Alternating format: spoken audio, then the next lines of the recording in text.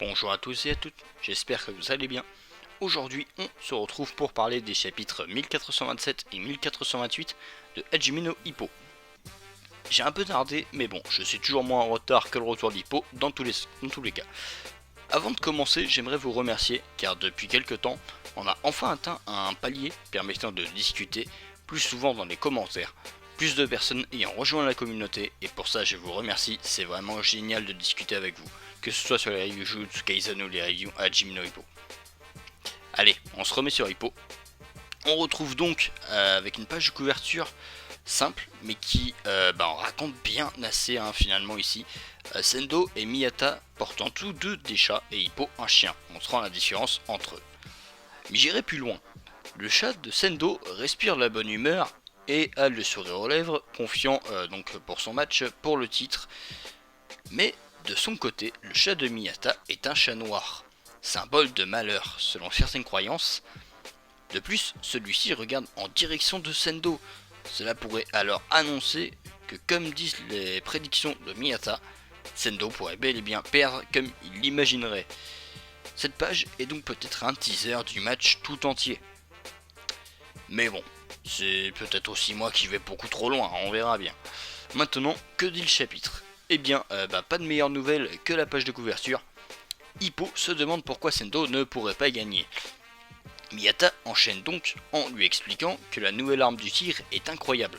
En effet, celle-ci a pu toucher Takamura et lui faire des dégâts, montrant la puissance hors du commun de cette nouvelle technique. Mais à ça, il y a un problème. Aucun coup de Sendo n'a pu toucher. Il est trop lent, et même si sa frappe permet de faire très mal en bloquant la vision de l'adversaire pour qu'il ne sache pas à quel moment le coup va arriver, eh bien l'adversaire n'a qu'à reculer. Et à ce moment, le coup de Sendo ne sert plus à rien. En fait, la méthode pour contrer cette nouvelle arme est la même que pour contrer le Dempsey Roll de Hippo. Il suffit de reculer et d'un coup la technique perd tout son intérêt.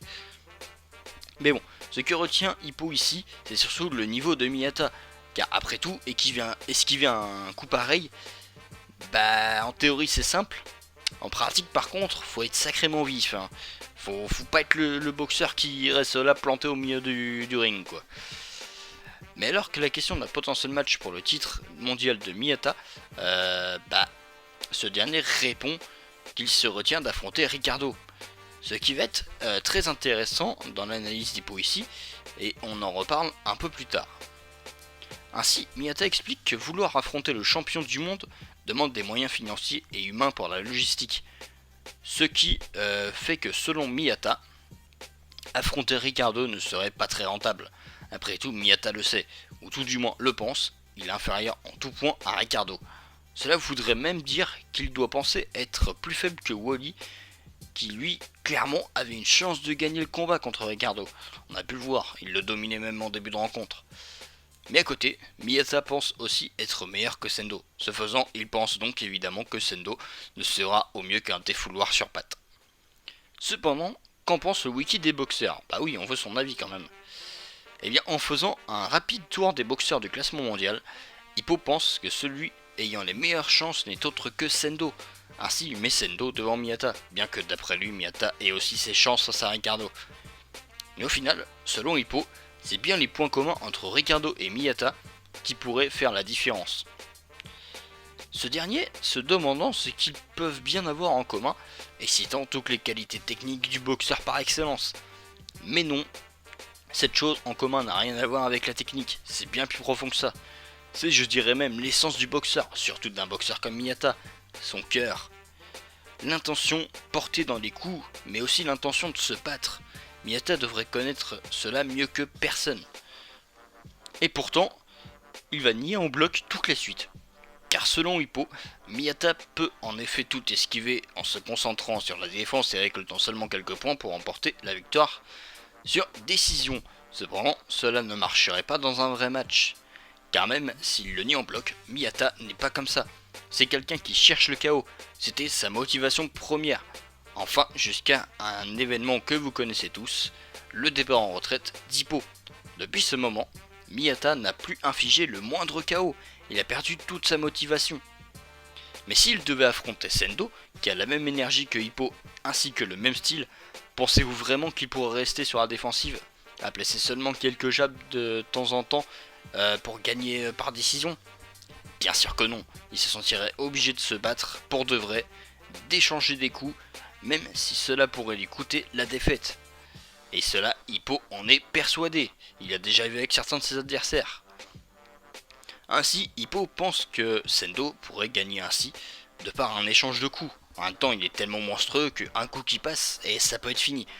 Finalement, en même temps que Hippo réfléchit aux solutions de Sendo, Miyata est emporté dans son rythme. Mais ce n'est pas ce qu'il Mais bon, après tout, ce n'est pas justement ce qu'il recherche en venant parler à son rival. Bien sûr que oui, il cherche à retrouver le Hippo qu'il connaissait. Mais avant qu'il parte, il confirme à Hippo qu'il retourne à Osaka pour s'entraîner avec Sendo. Cela l'entraînant aussi par la même occasion, peut-être pour un futur match, une nouvelle défense, ou cette fois-ci peut-être qu'il mettra un KO.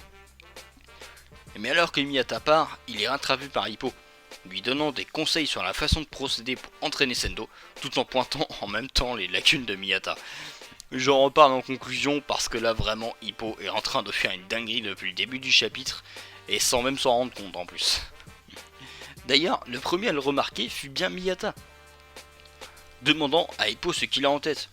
Bien sûr, cette question peut avoir plusieurs sens. L'un d'entre eux étant bien sûr concentré sur la suite du parcours du dieu du vent. On attend son retour. Ce à quoi Hippo fit genre de rien avoir capté en détournant la conversation sur les chats. Bizarrement, avec Miyata, il n'arrive pas à dire qu'il ne veut pas retourner sur le ring. Car c'est peut-être bien l'adversaire qui pourrait le faire revenir sur ce fameux ring qu'on attend tous. Finalement, en partant, Miyata a pu vérifier ce qu'il était venu voir. Hippo est-il réellement un boxeur inactif? Bien sûr que non. Il ne s'en rend pas compte, mais la seule chose qui lui manque, c'est un adversaire. Sur tous les autres plans, Hippo est à des années-lumière de celui qu'il était avant. Même Itagaki l'a remarqué. Au final, tout le monde l'a remarqué. Le seul qui n'ait pas vu sa propre évolution, c'est Hippo lui-même. Bon, ce chapitre se termine sur ça, et autant dire qu'il a mis en avant Hippo plus qu'il ne le faut, nous faisant comprendre une fois de plus que le retour du roi ne saurait tarder. À chaque chapitre, on s'en rapproche un peu plus, surtout que quand même ça doit faire au moins 20 chapitres, ou un chapitre sur deux minimum, on a un teasing du retour d'Hippo, donc là clairement ça montre bien qu'il va revenir, c'est une certitude, c'est même plus une question de théorie, surtout que le manga s'appelle Hajime no Hippo, pas Hajime no Takamura ou Hajime no Sendo. Quoi qu'Hajime no Takamura, ça pourrait bien sonner aussi. Bon du coup, avant d'attaquer le deuxième chapitre de cette vidéo, petite information pour ceux qui sont encore là, je vous sortirai bientôt une vidéo top 10 des boxeurs poids plumes du manga selon moi. Alors soyez prêts, puisque ça m'avait été demandé il y a quelques vidéos dans les commentaires. J'ai déjà fini personnellement de faire les classements, il n'y a plus qu'à écrire toute la vidéo, tout ça. Et ça devrait sortir d'ici une ou deux semaines par là à peu près. Bon du coup, chapitre 1428, c'est parti. Après avoir parlé de Sendo, on va maintenant parler de Mashiba.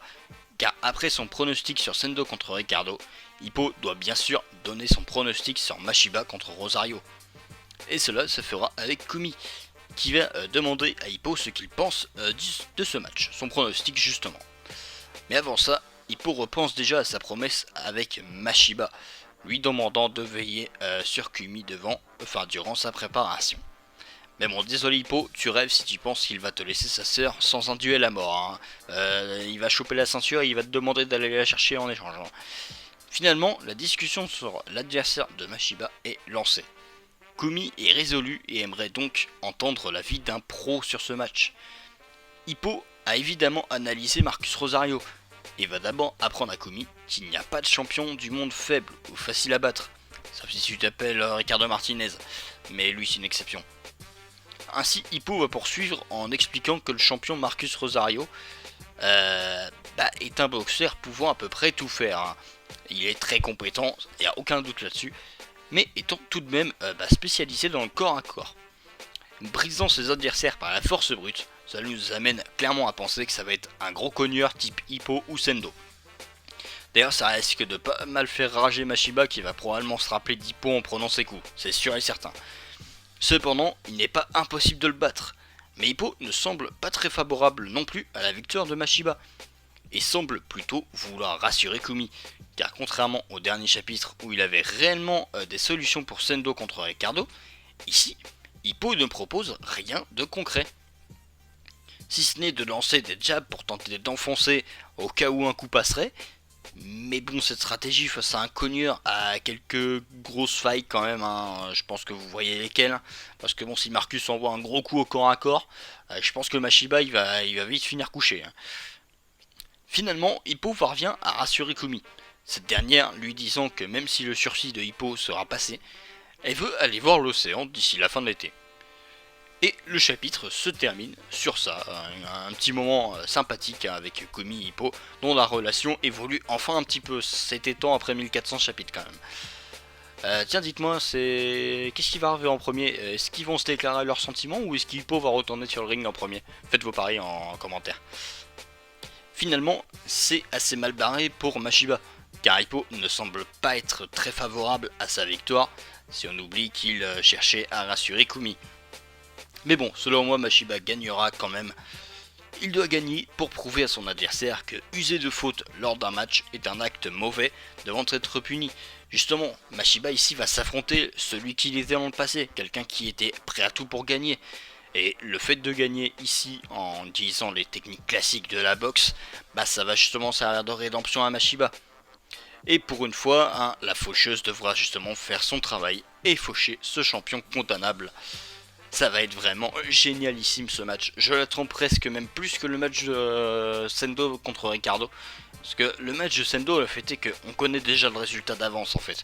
Genre, scénaristiquement, on sait que Sendo va perdre ou dans le meilleur des cas, va faire un match nul. Mais c'est impossible qu'il batte Ricardo, on le sait très bien. Là où par contre dans ce match-ci, on n'est pas encore totalement fixé. Finalement ce n'est que mon avis de penser que Mashiba va gagner. Il y a d'autres personnes qui pensent par exemple que Mashiba va perdre justement pour faire en sorte qu'en fait la promesse de Mashiba soit encore tenue, c'est-à-dire qu'ils doivent laisser Hippo à Kumi, enfin plutôt Kumi à Hippo, tant qu'il n'a pas l'ascension entre les mains. C'est une possibilité aussi, mais je n'y crois pas trop, puisque comme je vous l'ai dit, ça va surtout être un combat philosophique, hein, donc entre un Mashiba qui a évolué et qui va devoir vaincre ses vieux démons. En tout cas, nous verrons bien, puisque ce sera le premier combat qui devrait démarrer d'ici, peut-être 3-4 chapitres maximum. Et je pense clairement qu'on va se mettre très très bien. Sachant que ensuite, directement après, normalement, on devra avoir donc le combat de Sendo contre Ricardo. Donc je pense que tout ça devrait être terminé d'ici la fin de l'année. Et qu'on pourrait peut-être espérer un retour d'Hippo à ce moment-là. Ou tout du moins une annonce de retour, hein, une grosse discussion avec le coach ou quoi. J'ai vraiment hâte de voir ça. Alors du coup, prochain chapitre, qu'est-ce qu'on va avoir selon moi? Je pense qu'on va avoir un Hippo qui va commencer justement à réfléchir à une stratégie pour Mashiba. Et peut-être même qu'il va aller justement le voir, hein, à son camp d'entraînement. Peut-être pour s'entraîner avec lui, comme on l'avait déjà vu, c'était déjà arrivé une fois, hein, il y a un petit moment. Donc peut-être pour s'entraîner avec lui, vu que c'est un gros cogneur. Et justement à s'adapter un peu au style de Marcus Rosario pour tenter d'habituer Mashiba. Je pense que ça peut être génial. Et puis de toute façon, je pense que Hippo sera dans le coin en tant que second pour ce match, comme il l'a été pour Wally et comme il le sera aussi pour Sendo. Voilà, je pense que j'ai assez causé pour ce chapitre. Et du coup, on va s'arrêter là. J'espère que la vidéo vous aura plu. Et puis nous, on se retrouve pour une prochaine. Allez, bye tout le monde.